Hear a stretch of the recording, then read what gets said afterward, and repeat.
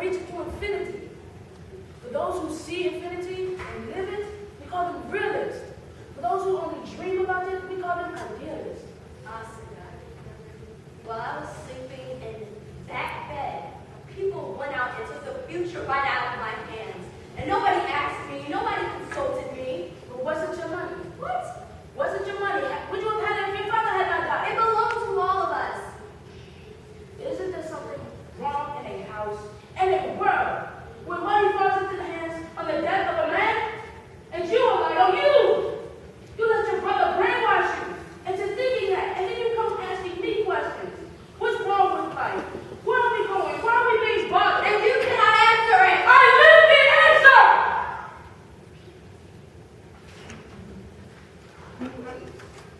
Back home in my village, I have to look at ignorance. And I pass this one man every day, and I see him reading the newspaper. You cannot find that anywhere else in my village. So I go, and I see the children. I have to look at the ignorance. The children don't even pick up newspapers, books, journals, nothing. And then I have to think about retrogression. The guns, the murders, the revolution. And how do I not know a black countryman might come to my house and slit my useless throat?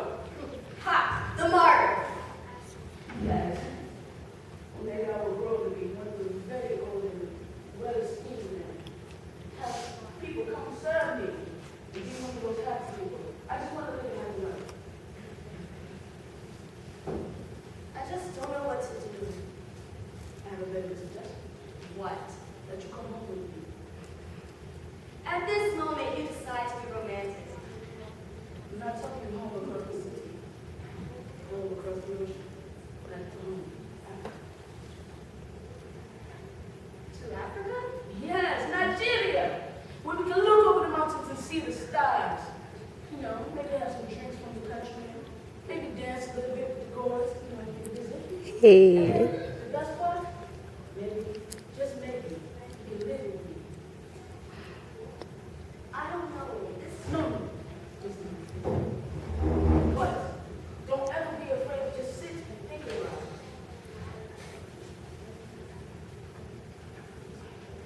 So, this is what you would have coming to our team.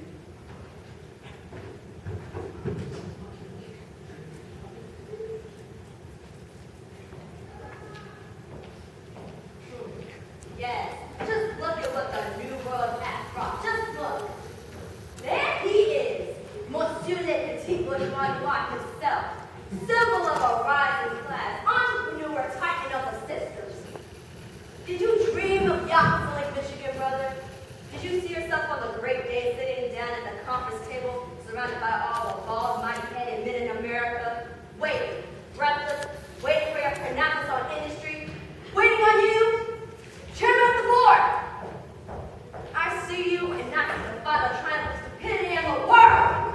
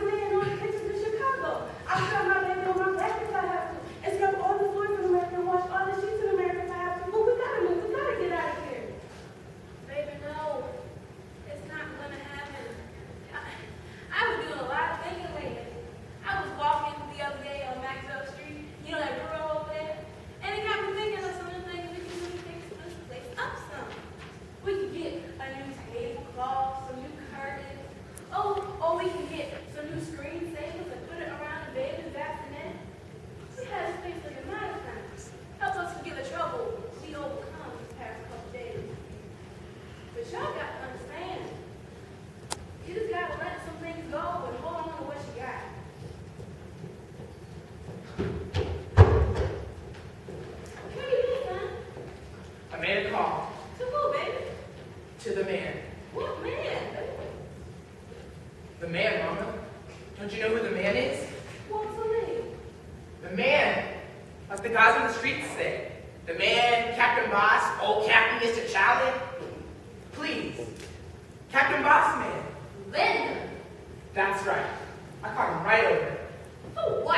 What do you need to do with him? We're going to do business with him. What you talking about, baby? I'm talking about life, Mama. I finally figured out what you were talking about. About life. I laid in my room today, and I finally figured it out. Like, just like it is. You know, it's funny. Life is all divided up between the takers and the tookers. Some of us, we always get into it. People like Billy Harris, they don't never get to it. And you know what the rest of us do? Because we're all mixed up. We go around and we look for the right and the wrong, and we worry about it, and cry about it. And we stay up late nights just trying to figure it out. And you know what the takers are out there doing? The takers are out there operating, just taking and taking. Willie Harris, shoot, Willie Harris don't get counted in the scheme of things. But you know, Willie Harris has taught me one thing. He's taught me to keep my eye on what counts in this world. Yeah, thanks, Willie. What did you call that man for Walter? I thought he wanted to see the show. I'm gonna put on a show for the man. Just what he wants to see. You know, Mr. Lindner came over here today, and he was telling us about how the people out there, where he wants to move, he was telling us about how they were so upset, they were willing to pay us not to move. And you know what we said? We told that man to get out. Lord have mercy, we told that man to get out. We were some proud folks this afternoon. You talking about taking on people's money to keep us from moving to the house? I'm not just talking about it, baby. I'm telling you that's what we're going to do. My God, where is the honest to God Bible so he just can't go any further? See, that's the old stuff. You and that boy that was here today, y'all want us to just go around and carry a flag and a spear and sing some more marching songs, huh? Y'all want us to just go around life, try to figure out the right and the wrong part. Huh? Well, you know what that boy's going to end up someday? He's going to end up in the dungeon, locked away forever. And the taker will have the key. Forget it, baby. There ain't nothing but taking in this world. And if he who takes the most is smartest. And it don't make a damn bit of difference how. Boy, make me hurt inside. You made it so awful. Pain inside. Don't cry, Mama. Just understand. That man's gonna walk through that door, and he's gonna write us checks for more money than we ever had. It's important to him, and I'm gonna help him. I'm gonna put on a show for the man. But baby, how is that gonna make you feel on the inside? I'm going to feel fine, Mama. I'm going to feel just fine. A man. But you're not gonna have anything left inside, Walter. I'm going to feel fine, Mama. I'm going to look that son of a bitch in the eye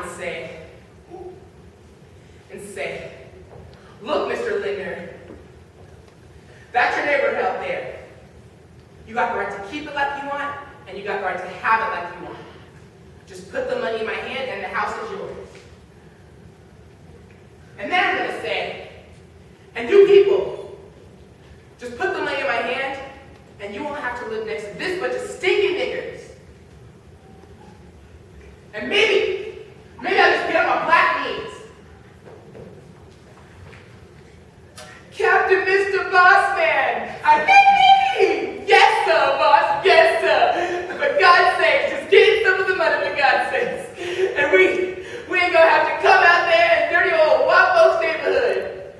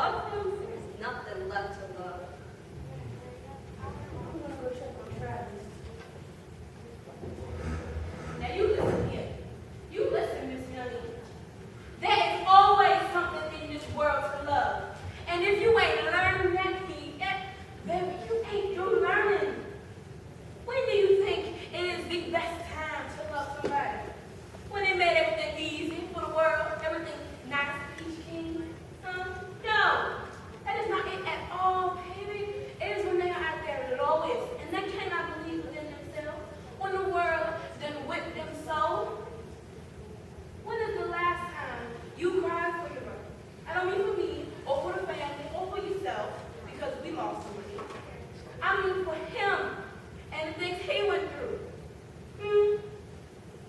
Before you start measuring him, baby, make sure you take an account of the hills and valleys he came through before he got you. You hear me?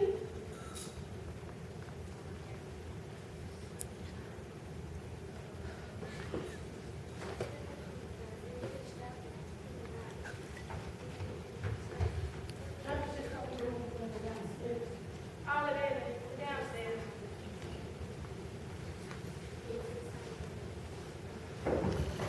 Hello. I'm awful glad you called me. Life can be so much simpler than a letter sometimes. Well, with whom do I negotiate this, Younger? You or your son? Me, sir. Yes, official papers. Baby, come here. You listen to me. Before you go ahead and you sign them papers, I want you to look outside that window, right there. You see your son, Travis, out there playing, having a great time in the snow, on the swing, laughing. You know what he said to me earlier, baby? He said he was so happy after sleeping on that there couch to have a home for his own.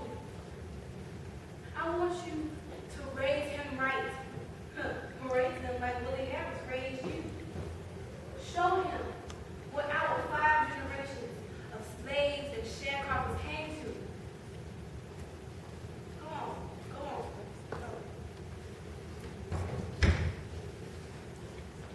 Well, Mr. Lindner, me and my family, we're very plain people. Yes. And I worked as a chauffeur most of my life. And my wife, she does domestic work in the people's kitchen. My mother as well. And we're very plain people. Yes, I understand. And my father, he worked as a laborer most of his life. Yes, yeah, I understand. And my father almost beat a man to death once because someone called him a bad name or something. You know what I mean? No, I'm afraid I don't. What I'm trying to tell you is that we come from a family that has a lot of pride. I mean, we're very proud people. And that's my sister over there. She's going to be a doctor someday. Well, And we are very proud. I'm sure that's very nice, but What I'm trying to tell you is that we come from a family that has a lot of pride.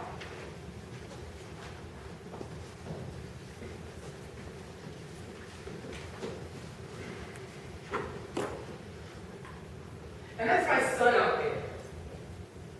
He makes the 6th generation of our family in this country. And we've all got jobs. oh, good. We decided to move into our house because my father, he earned it for us, brick by brick. We don't want to start any trouble, fight any causes, and we will be very good neighbors. And that's all we have to say about that. We don't want your money. I take it you have decided to occupy that. That's what the man said. I appeal to you then, Mrs. Younger, for you are older and wiser and understand things better, I'm sure. Oh, no, Doc. I'm afraid that he is not his son. He said we're not moving. So, I'm leaving for you. Come on.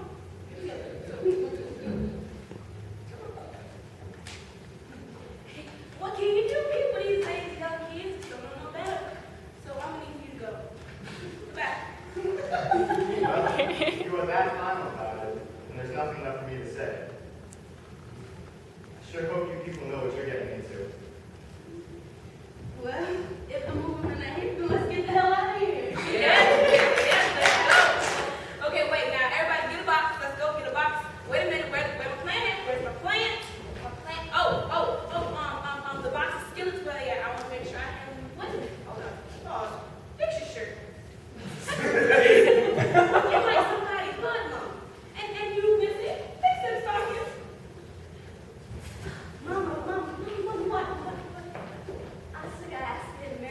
to go to Africa.